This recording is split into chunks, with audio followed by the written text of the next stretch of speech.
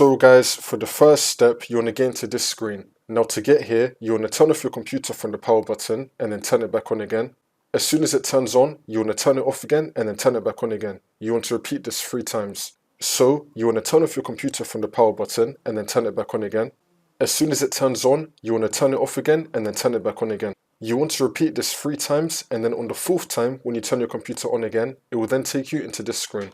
It's going to be saying that your PC did not start correctly. You want to click on Advanced Options. And now once you're on this, you want to click on Troubleshoot, Advanced Options, and then Command Prompt.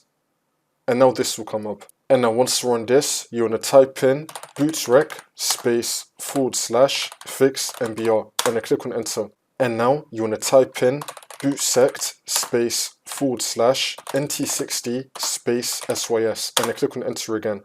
And now you want to type in bootrec /fix boot, click on Enter again. And now you want to type in bootrec /scan os, click on Enter again.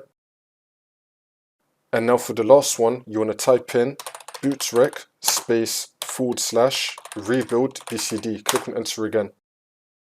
And now once that's been done, for the last step, we can now close out of this. And now you want to continue to Windows, and this should now fix your problem.